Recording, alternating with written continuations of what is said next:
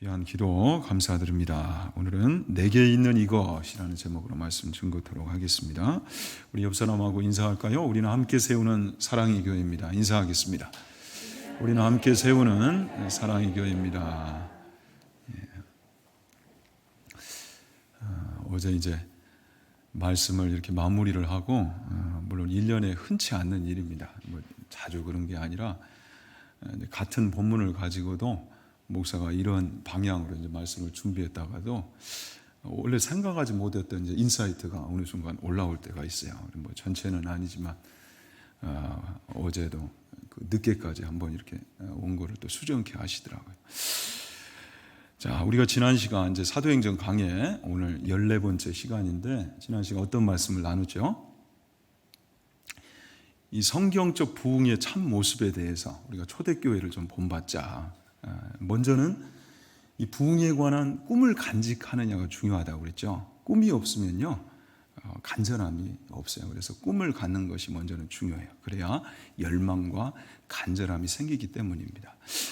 꿈을 목표를 갖는 것도 또 중요하지만 이제 구체적으로 그 꿈의 내용에 있어서도 그 꿈의 내용이 과연 하나님의 뜻에 부합하는 내용인가, 또 이것도 이제 점검할 필요가 있다고 그랬어요. 그래서 초대교회 안에 어떤 모습들이 있었는가, 그들은 오로지 힘쓰니라 여기에 전심을 냈단 말이죠. 그래서 크게 4가지 특징을 살폈습니다. 초대교회는 먼저 어떤 중심의 공동체였어요? 말씀 중심의 공동체였어요. 사도의 가르침을 받아 이 일을 한두 번 한 게 아니라 지속적으로 계속해서 이 일에 열심을 냈다는 거죠. 진리의 말씀을 배우는 일에.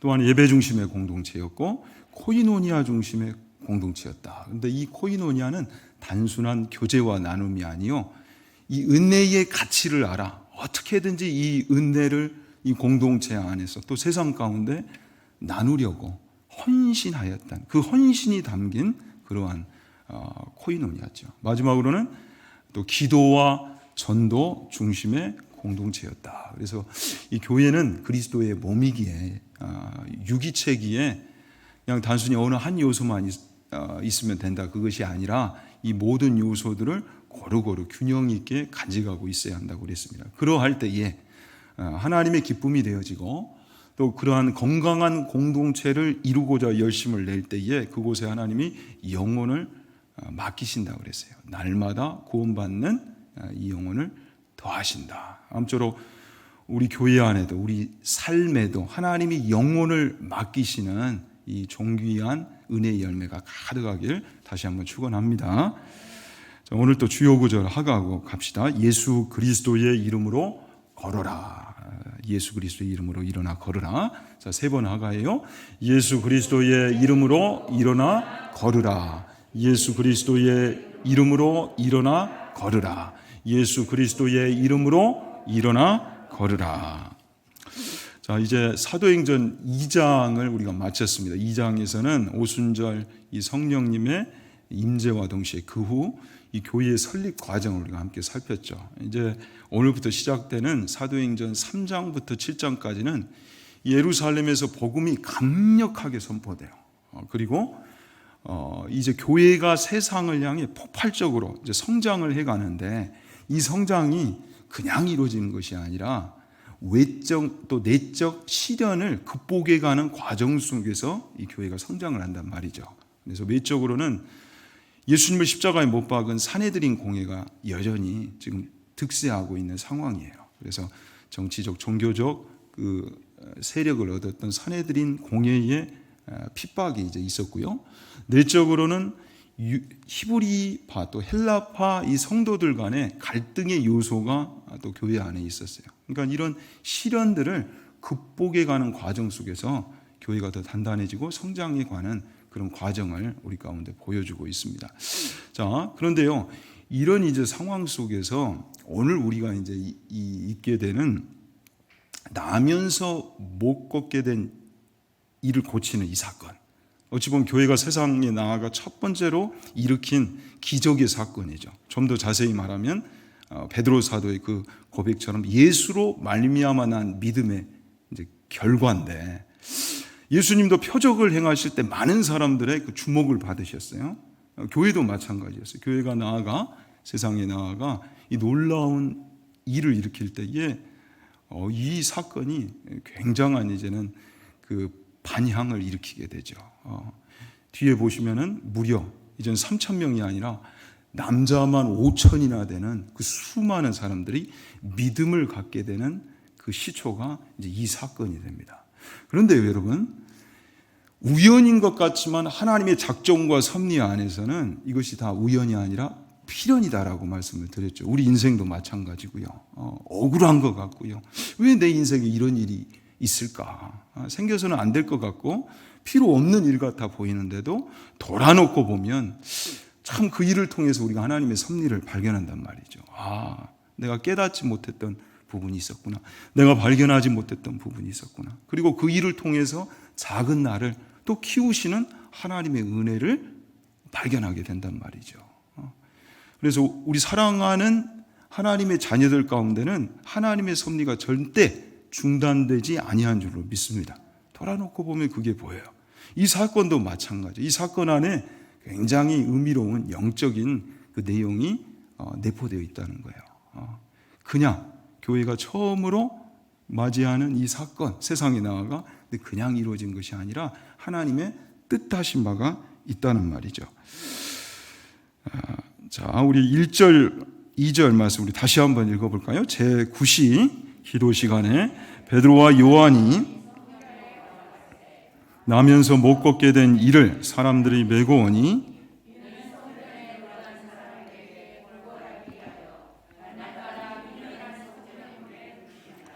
자, 오늘 이제 본문에 보면 베드로와 요한 사도가 등장하고 또 한 사람이 누굽니까? 나면서 못 걷게 된 이가 이렇게 등장을 하죠. 자, 이 베드로와 요한도 그렇고요. 나면서 못 걷게 된 이도 지금 어디를 찾고 있어요? 둘 다 성전을 찾고 있어요. 그런데 베드로와 요한은 성전을 왜 찾았습니까? 기도하기 위해서였죠. 제9시 기도 시간에 이제 우리 시간으로 할 것 같으면 오후 3시입니다. 유태인들은 시간을 카운트할 때 해가 동이 뜰 때부터 6시를 기점으로 이제 시간을 계수해 가요. 그러니까 오전 9시 그리고 정오 또 오후 3시에 그들은 성전을 올라가 기도를 했어요. 베드로와 요한은 성전을 찾은 이유가 기도하기 위해서였고요. 자, 또 한 사람이 등장하는데 나면서 못 걷게 되니 개역 한글판에는 나면서 안전뱅이 된 자. 그래서 이걸 이제 요즘식으로 다시 바꿨죠. 근데 지금도 뭐 그렇고요. 이때는 뭐 말할 것도 없죠. 장애인의 인권이랄지 그리고 경제 활동이 너무도 제한을 받았어요. 그러니까 급빈층 중에 급빈층이 이 장애인들이었어요. 그렇다 보니 주변 사람들이 아마 가족이었겠죠. 주변 사람들이 이 나면서 못 걷게 된 일을 성전 그 미문 앞에 매일매일 데려다 놓는 거예요. 그래서 구걸에서 연명해 가도록. 자, 그런데 여러분 왜 이 사람을 성전 앞에다가 데려다 놨을까요? 이유가 무엇일까요? 자, 먼저는 당시에는 이 구제 활동이 아무튼 그 많은 사람들에게 참 이 공로를 인정받는 어떤 그런 참 보여주기 좋은 그런 활동이었어요. 그렇다 보니 어느 곳보다도 이 성전이야말로 참 구걸하기 딱 좋은 장소였던 겁니다. 그리고 또 하나, 자, 구걸을 하려면 일단 누가 많아야 돼요? 사람들이 많아요. 사람들이 많이 지나가는 곳을 찾다 보니 이 성전 미문 앞에 두었어요. 이 미문은 이제 한자로 하면 작을 미자 또 꼬리 미자를 쓰는 것이 아니라 아름다울 미자를 씁니다. 영어로 beautiful gate예요. 그러니까 굉장히 커요. 그리고 더블 게이트, 이중문으로 되어 있어요. 그러니까 오른쪽으로 들어갔다가 왼쪽으로 나오는데 이제 사연이 있는 사람들이 보통 왼쪽으로 반대로 왼쪽으로 들었다가 오른쪽으로 나옵니다. 그때는 사람들이 그걸 보고 위로가 필요한 상황인가 보다. 그래서 많은 위로를 이제 전했던 풍습이 있어요. 그러니까 높이도 뭐 한 23m, 굉장히 큰 데다가 웅장하고 또 안쪽에 황동으로 칠을 했어요. 그러니까 아름답다라는 거죠. 그러니까 많은 사람들이 이곳을 통해서 성전을 출입했어요. 그래서 이 사람 나면서 못 걷게 된 일을 거기에 둔 거야. 구걸하기 딱 좋은 장소니까. 근데 여러분 어떻습니까?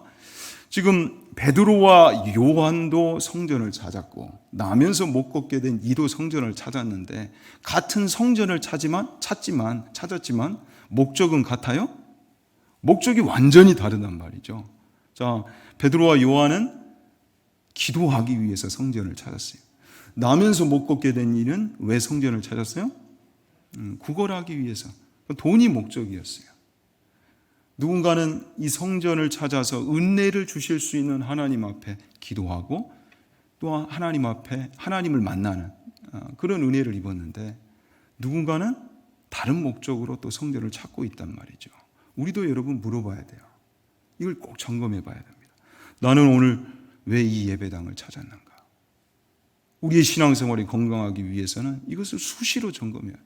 나는 왜 예수 그리스도를 믿는가?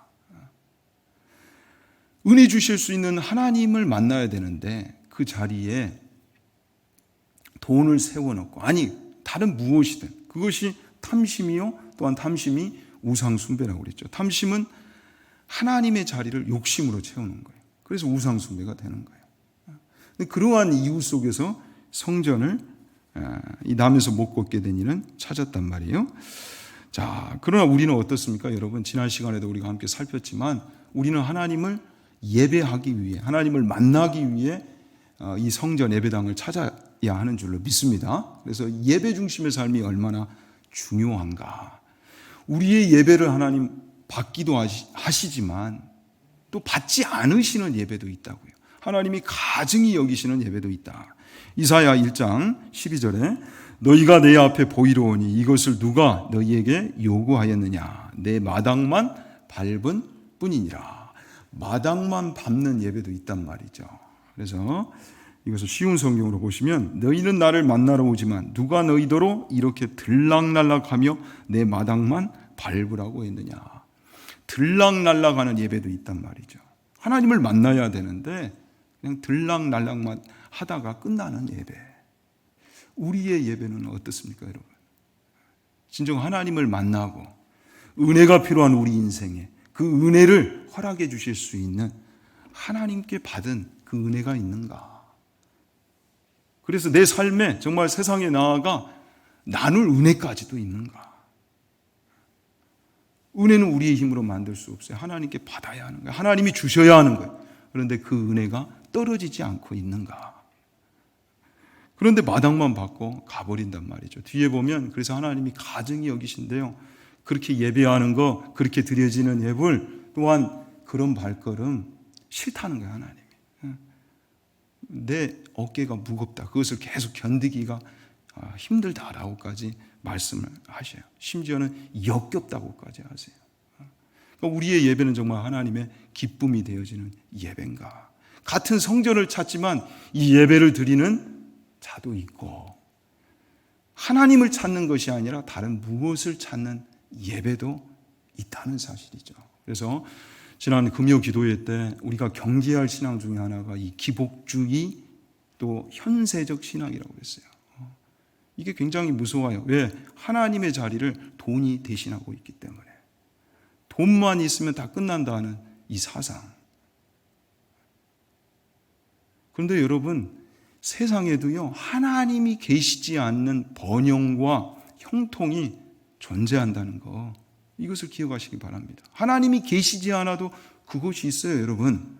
우리는 하나님을 통해 그것을 얻고자 하는데 하나님이 계시지 않는 형통과 복락이 있다는 거예요. 문제는 그것이 잠시일 뿐이라는 거죠. 더 큰 문제는요, 하나님이 아예 간섭을 하시지 않아요. 내버려 두신 정말 무서운 것이 하나님의 육이라는 거예요. 사랑하는 자녀들이 잘못을 했는데도 내버려 두신 그 자체가 심판이라는 거죠. 그러니까 우리 신앙을 잘 찬찬히 점검해 봐야 돼요. 나는 정말 제대로 하나님과 가까운 그 근거리에서 그 자리에서 신앙생활을 하고 있는가. 정말 귀한 복이, 복 중의 복이 하나님과 가까워지는 복이다. 이 복의 가치를 이야기하면서도 정작 다른 것을 쫓는 신앙생활, 그것이 아닌가. 아무쪼록 우리는 이 물질만을 찾는 현세적 신앙, 기복주의 신앙을 벗어나 정말 하나님과의 친밀함이 가장 큰 복인 것을 알아 하나님 중심의 신앙생활을 할 수 있는 정말 하나님의 복된 자녀 되기를 진심으로 축원합니다. 자, 3절, 4절, 5절도 함께 읽읍시다. 그가 베드로와 요한이 성전에 들어가려 함을 보고 구걸하거늘 베드로가 요한과 더불어 주목하여 이르되 우리를 보라 하니 그가 그들에게서 무엇을 얻을까 하여 바라보거늘. 자, 여기서 보면 그 바라보는 그 목표가 다르죠. 그래서 믿음은 무엇인가 여러 가지로 설명할 수 있지만 믿음은 관점이요 시선이라고 그랬어요. 무엇을 바라보느냐, 무엇을 바라보고 사느냐에 따라 우리의 인생이 좌우된다는 사실이에요. 자, 베드로와 요한은 지금 무엇을 바라보고 있습니까? 자, 먼저는 이 나면서 못 걷게 된 이를 볼 때에 그 안에 무엇이 없음을 발견했어요? 예수 그리스도가 계시지 않음을 발견했어요. 그래서 우리를 보라, look at us, 우리를 보라. 우리 안에 그런데 누가 계신다? 예수님이 계신다는 거죠. 그래서 그 예수님을 이 나면서 못 걷게 된 이가 발견하도록 주의를 끌었어요. 그런데 나면서 못 걷게 된 이는 지금 무엇을 보는 것입니까? 자, 우리를 보라 하니까 뭐 줄까 봐? 돈 줄까 봐. 도대체 얼마나 많이 주려고 저러나 하면서 쳐다봤다는 거죠. 그의 시선의 끝은 언제나 무엇이었어요? 돈이었어요. 우리의 이제 관점도 중요한데 우리 인생의 그 시선은 지금 어디를 향해 있는가? 이 나면서 못 걷게 된 이처럼 그것이 돈이면 우리 또한 구걸하며 사는 인생일 수밖에 없다는 말이죠. 어디에 돈이 있을까? 누가 더 많은 돈을 줄까? 그러니까 어디든 무엇이든 누구이든 더 많은 돈을 줄 수만 있다면 그곳을 향해 가겠다라는 거죠. 그러니까 어떤 인생을 사는가 이것이 이 바라봄에 의해서 결정이 난다라는 사실입니다. 그래서 우리가 지난 시간에도 이 하나님의 영광을 향한 바라봄이냐 아니면 땅의 영광, 사람의 영광을 향한 바라봄이냐, 말씀과 주를 향한 바라봄이냐 아니면 성공과 돈을 향한 바라봄이냐. 쉽게 말해서 누가복음 15장에 아버지냐 아버지의 재산이냐, 아버지를 바라보는 신앙이냐 아니면 아버지의 재산을 바라보는 신앙이냐. 믿음은 관점이요 시선이란 말이죠. 자, 우리 믿는 자들은 무엇을 바라봐야 되겠어요? 히브리서 12장 2절에 믿음의 주요 또 온전하게 하시는 이인 예수를 바라보자. 우린 당연히 예수님을 바라보면서 살아야 되겠죠. 고린도후서 4장 18절에도 우리가 주목하는 것은 보이는 것이 아니요 보이지 않는 것이니 보이는 것은 잠깐이요 보이지 않는 것은 영원합니다. 땅의 인생을 사는가 하늘의 인생을 사는가 바라봄에 의해서 결정된다는 사실이죠. 그래서 아무쪼록 믿음을 갖는다는 것은 여러분 눈이 열리는 거예요. 영안을 갖게 되는 거예요. 보이지 않는 세계를 앞당겨서 바라보면서 사는 거예요. 그래서 이 눈이 중요해요. 이 눈이 열리는 것이. 여러분 예수를 모시고 사는 것이 얼마나 큰 축복이요 영광임을 정말 보고 삽니까? 그러면 믿음의 눈을 가진 거예요. 정말 그 믿음의 눈을 진짜 가졌다면 또 무엇을 동시에 바라볼 수 있어야 되겠어요?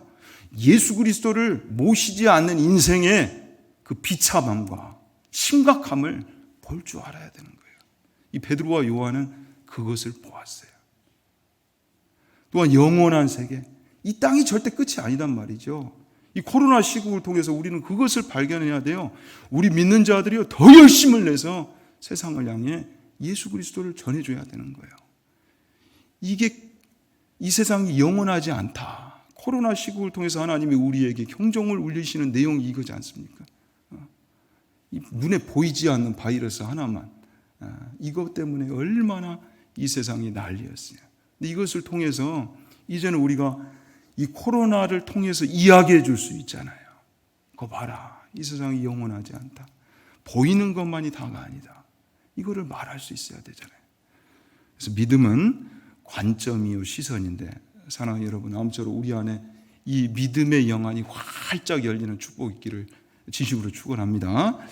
자, 6절 말씀도 함께 읽어보겠습니다. 베드로가 이르되 은과 금은 내게 없거니와 내게 있는 이것을 내게 주노니 나사렛 예수 그리스도의 이름으로 일어나 걸으라.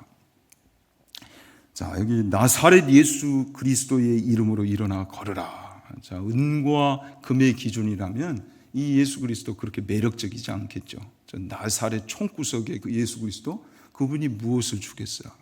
차라리 예루살렘 예수 그리스도의 이름으로 걸으라. 이래야 뭔가 맞지요. 제가 그 20대 초반에 터키 단기 선교를 갔어요. 이제 거기에서 우시악인가 이시악인가, 우시악이 맞는 것 같아요. 우시악이라는 그 작은 동네에 가서 성경을 배포하면서 복음을 전했습니다. 그러다가 구치소까지 끌려갔어요. 그런데 그 동네 사람들이 다 하는 말이, 아니 여기는 볼 것이 하나도 없는데 무슨 이런 시골 동네에 와서 한국 사람이 멀리서 와서 여기를 돌아다니냐고. 조금만 가면 지중해 연안에 아주 대표적인 휴양지인 안탈리아가 있다고, 거기를 가라고. 정말 나중에서 알았어요. 그때만 해도 몰랐어요. 정말 멋진 곳이더라고요. 안탈리아를 그때 갔어야 됐는데 너무너무 아쉬워요. 그런데요, 이 나사렛처럼 그것도 자랑이, 자기 동네가 자랑이 아닌 거예요. 그러나 여러분, 예수 그리스도가 어떤 분이신 줄 알면 이 나사렛을 통해서 성장하신 그 예수님, 당연히 이분을 붙들어야 되겠죠. 그래서 교회는요, 교회의 자랑은 당연히 누가 돼야 돼요? 예수 그리스도가 돼야 할 줄로 믿습니다. 다시 한번요, 교회의 자랑은 누구시다? 예수 그리스도. 예수님이 교회의 자랑이 되셔야 되는 거예요. 세상에는 이 귀한 분이 여러분 없어요. 세상에서는 예수님을 전해주질 않아요. 근데 어디만이? 교회만이 예수님을 줄 수가 있다는 사실이죠. 그래서 교회는 시간이 갈수록 무엇을 잘해야 돼요? 예수 그리스도를 주는 것, 예수 그리스도를 나누는 것, 예수 그리스도를 전하는 이 일에 교회가 정말 능숙해야 돼요. 능숙해야 돼요. 그런데 그렇게 예수님을 전하고 나누려면 우리 교회 안에 누구로 충만해야 되겠다? 그렇죠. 예수 그리스도로 충만한 곳이 돼야 돼요. 사랑하는 우리 교회 안에 정말 예수 그리스도로, 또 여러분의 삶에 예수 그리스도로 충만하는 그 복이 있길 다시 한번 축원합니다. 예수님으로 충만한 것이 정말 가장 큰 복이 되는 거예요. 그런데 이 교회 안에 이 기준이 정립돼야 되는데, 이 기준이 없으면 여러분 어떻습니까? 교회가 은과 금을 가지지 못하는 것이 여러분 부끄러운 것이에요? 아니면 예수 그리스도를 가지지 못한 것이 부끄러운 것이에요? 자, 다시 한번요. 교회가 은과 금이 없는 것이 부끄러운 것이에요? 아니면 예수 그리스도를 제대로 모시지 않음이 부끄러운 거예요? 다시 한번요. 자, 교회예요. 세상이 아니라 교회가 은과 금이 없는 것이 부끄러운 것입니까? 예수 그리스도를 모시지 않음이 부끄러운 것입니까? 네, 할렐루야. 은의 기준으로 보면요, 그럼 개척교회, 임대교회 부끄러운 것이죠. 몇 명, 몇십 명 모이는 거, 그거 부끄러운 것이죠. 그런데 진짜 그래요? 아니단 말이에요. 여기에 교회가 눈을 떠야 돼요. 믿음은 관점이요 시선이라고 그랬는데 이 눈이 열려야 되는 거예요. 이 눈이. 정말 우리 교회 안에 예수님을 제대로 모셨는가? 우리는 그런 교회인가? 내 삶은 그런 성도의 삶인가? 근데 그렇지 못한다면, 죄송합니다, 이런 말씀드려서, 우리의 인생도 안전뱅이 인생이 될 수 있단 말이죠. 나면서 못 걷게 된 이의 삶의 방식, 라이프 스타일, 우리도 그런 자세로 살고 있는 것은 아닌가? 이걸 반드시 점검해 봐야 돼요. 은과 금은 내게 없거니와 내게 있는 이것, 난 정말 예수 그리스도를 소유했는가? 예수 그리스도로 충만한가? 그리할 때 우리는 세상을 향해 선포하고 예수 그리스도를 나눠줄 수 있단 말이죠. 나사렛 예수 그리스도의 이름으로 일어나 걸으라. 사랑하는 여러분, 영적으로 분명히 이 사건이 의미가 있다고 그랬어요. 하나님이 이 사건을 왜 교회가 세상에 나가 처음으로 겪게 한 사건 되게 하셨는가? 우리 모든 인생은요, 영적으로 보면 그렇습니다. 들어가 보면 다 죄로 인해 주저앉아 버린 인생이야. 주저앉아 버린 인생이야. 그런데 문제는 이 주저앉아 있는 인생을 일으켜 보겠다고 열심을 내는데 그것이 예수 그리스도가 아니라 돈이라는 사실이죠. 그러니까 돈으로 내 인생을 일으켜 보려고 하다 보니까 구걸할 수밖에 없는 거예요. 한 푼 줍시오. 더 한 푼이라도 줄 수 있는 곳을 찾아서 떠나는 것이 매일매일의 삶이 되고 있단 말이죠. 예수 그리스도를 만나야 진정 우리의 인생이 일어설 수가 있는데 이 영적인 눈이 없다 보니까 그렇게 살아가는 거예요. 그렇다 보니 그렇게 해서 구걸해서 모은 돈을 뭐예요? 자랑해요, 여러분. 신나게 자랑해요. 디모데후서 3장에 보면 너는 이것을 알라. 이것은 꼭 알아야 된단 말이죠. 말세에 고통하는 때가 이르러. 자, 말세에 이제 이후에 쭉 보면 우리가 잘 아는 대로 19가지 항목에 걸쳐서 영적으로 또 도덕적으로 타락한 그 말세의 증상들을 쭉 소개하고 있어요. 그런데 가장 먼저 무엇을 지금 이야기합니까? 2절에 사람들이 자기를 사랑하며 돈을 사랑하며 자랑하며 자기 사랑, 돈 사랑. 그래서 그것을 자랑하면서 산단 말이죠. 여러분, 우리 어때요? 우리 대화를 찬찬히 들여다보십시오. 얼마나 틈만 나면 나를 자랑하는지. 그리고 결국 또 뭔 자랑이에요? 돈 자랑이에요. 내가 얼마나 비싼 옷을 입고 있는지, 얼마나 비싼 명품을 들고 다니는지, 내가 얼마나 비싼 집에서 살고 또 차를 몰고 다니는지, 그거 자랑하다가 끝나는 것이 인생이란 말이죠. 정신 바짝 차려야 돼요, 여러분. 우리 믿는 자들도. 나는 정말 무엇을 자랑하며 사는 인생인가? 교회는, 성도는 예수 그리스도를 자랑해야 된다라고 이야기했는데 정작 나는 무엇을 자랑하고 무엇을 가장 많이 이야기하며 살아가는가? 돈 자랑하다. 그런데 그 돈 다 가지고 갈 수 있어요? 이건희 회장을 보시라고요. 다 놓고 가요. 자, 그러면 난 자식들 줬다? 그 자식들도 다 놓고 가요. 돈이 아니라 신앙을 물려줘야 돼요. 너무 중요한 내용이에요. 근데 문제는 세상 사람들만 그렇게 살아가는 것이 아니라 우리 믿는 자들의 삶의 모양도 그럴 수 있단 말이죠. 5절 우리 함께 읽습니다. 경건의 모양은 있으나 경건의 능력은 부인하니 이 같은 자들에게서 내가 돌아서라. 자, 우리 신앙에 있어서 중요한 것이 그 시작도 끝도 그 열매가 이 경건이 돼야 돼요. 근데 경건의 모양은 있는데 능력은 빠졌대요. 자, 이 경건이 헬라어로는 유세베이아라는 단어예요. 좋은과 존경하다라는 이 뜻이 합쳐진 단어입니다. 그러니까 그 삶에 있어서 존경을 받을 만한 좋은 것들이 많이 있어야 한다는 거죠. 우리 신앙의 모습이 세상 가운데 그렇게 보여져야 한다는 거예요. 근데 그게 다 빠졌다는 거예요. 뭔가 있는 것처럼 보여서 가봤더니 알맹이가 쏙 빠졌어요. 그리스도의 능력과 사랑과 이 경건이 담겨져 있어야 되는데 그 신앙 속에 이게 다 빠졌다는 거예요.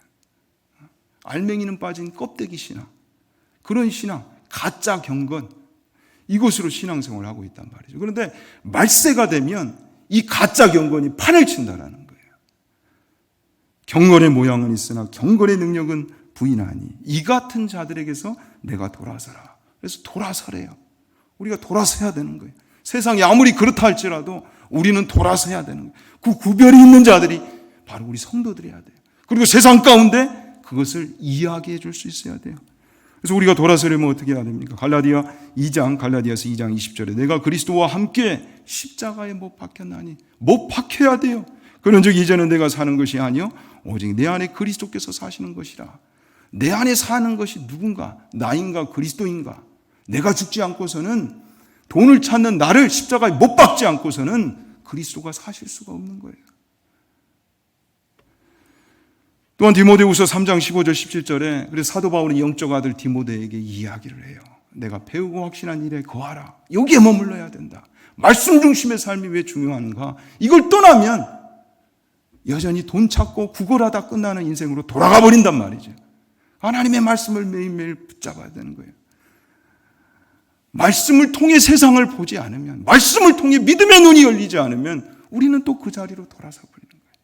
그 자리에서 세상이 아무리 그렇게 살아갈지라도 가짜 경건이 판을 친다 할지라도 우리는 다시금 말씀의 자리로, 약속의 자리로 돌아와야 되는 거예요.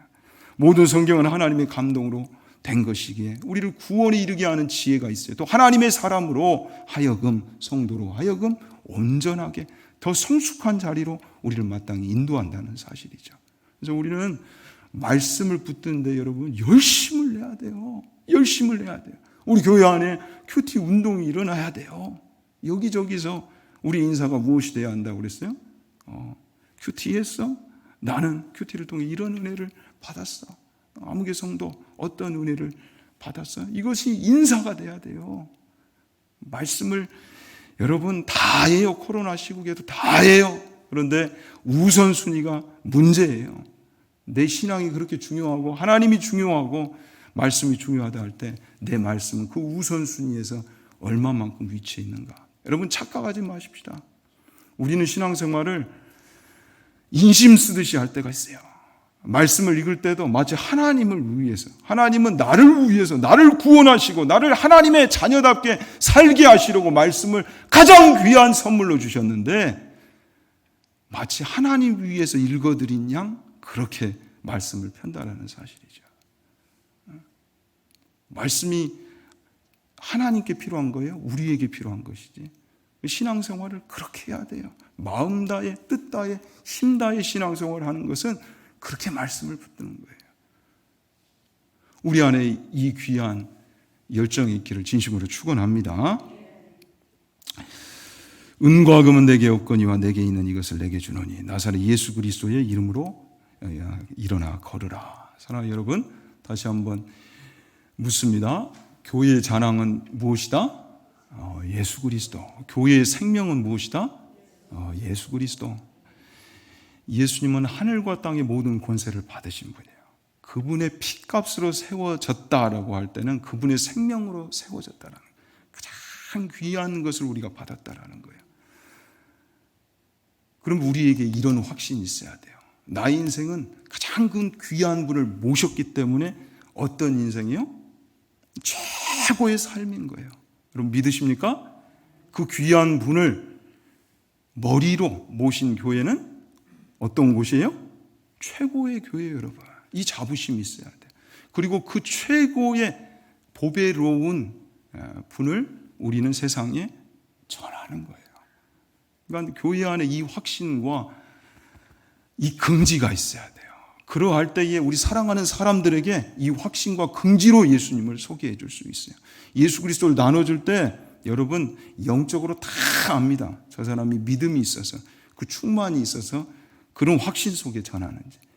영적인 이 예수님을 전하는 싸움도 철저히 파워게임이라고 그랬어요.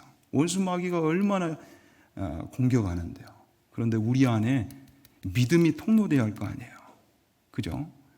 지금 베드로와 요한의 믿음이 통로가 되었어요. 권능은 예수 그리스도의 권능인데 우리도 마찬가지예요. 우리의 믿음이 세상 가운데 생명의 통로, 축복의 통로가 되어야 할진데 그 확신이 있어야 돼요. 내가 지금 사랑하는 사람들에게 최고의 것을 지금 전하고 있다.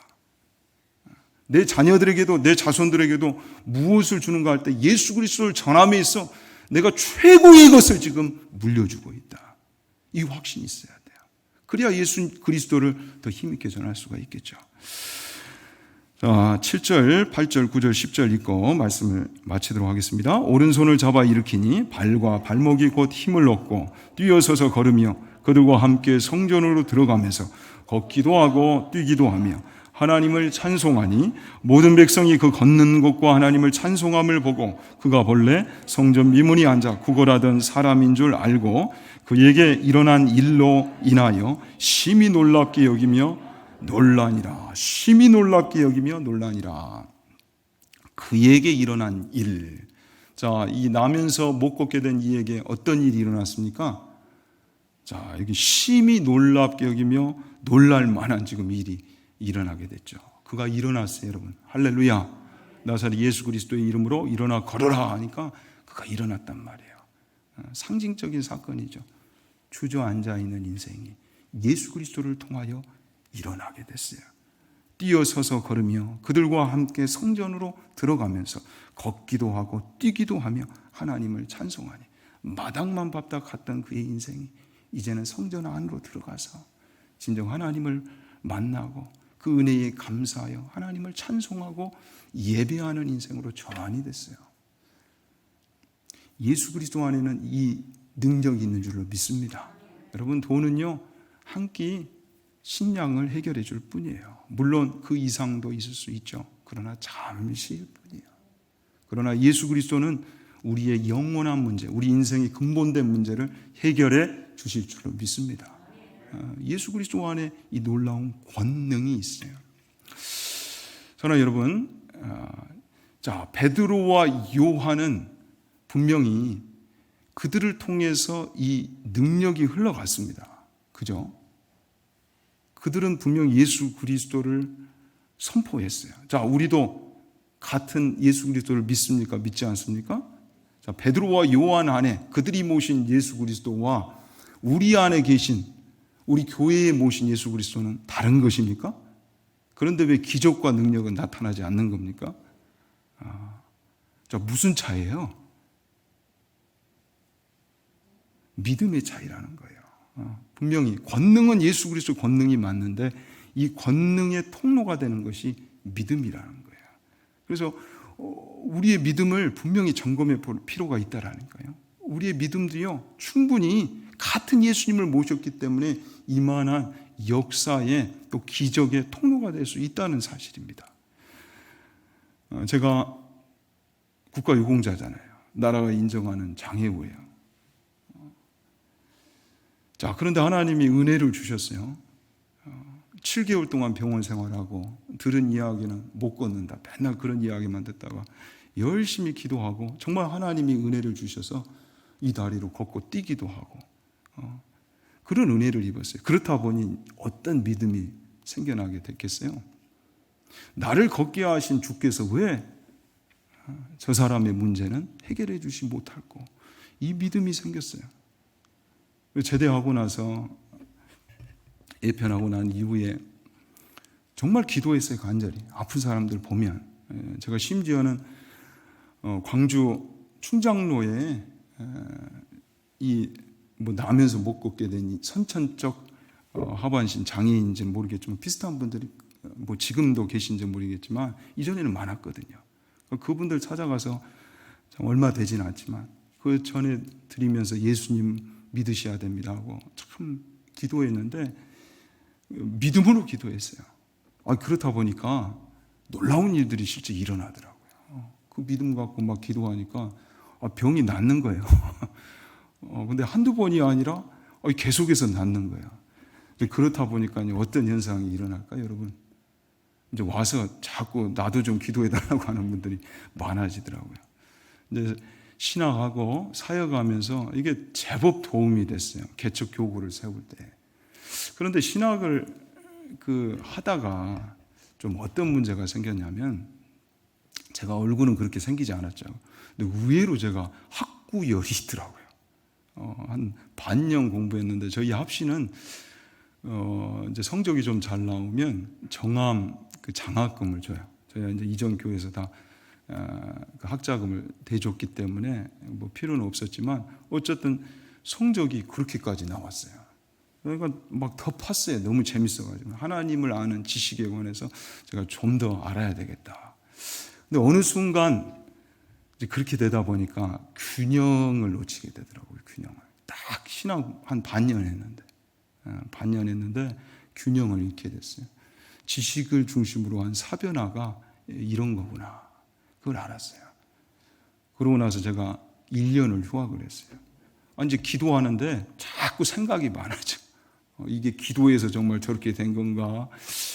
하나님이 딱 그 신뢰를 놓치는 순간 걷어가시더라고요. 여러분, 우리의 믿음은 분명히 오늘날에도 이 베드로와 요한처럼 통로가 될 수 있어요. 예수님은 그대로세요. 우리 믿음이 문제예요. 그런데 99%가 아니라 100%의 절대 신뢰의 믿음을 우리가 간직하고 있느냐. 이것이 문제란 말이죠. 아무쪼록 우리 안에 이 믿음이 있기를 진심으로 축원합니다. 우리는 지금도 통로가 될 수 있습니다. 우리 주변에 정말 주저앉아 있는 인생들이 너무 많거든요. 근데 그들을 예수 그리스도를 통하여 일으킬 수 있는 영광의 인생을 우리는 살아갈 수 있어요. 그 자리로 하나님이 우리를 초청하셨어요. 아무쪼록 우리 사랑의 교회를 통해 우리 믿음의 권속들의 삶을 통해서 이 영광스러운 은혜의 열매가 정말 차고도 넘치는 역사에 있기를 진심으로 축원합니다. 기도하겠습니다.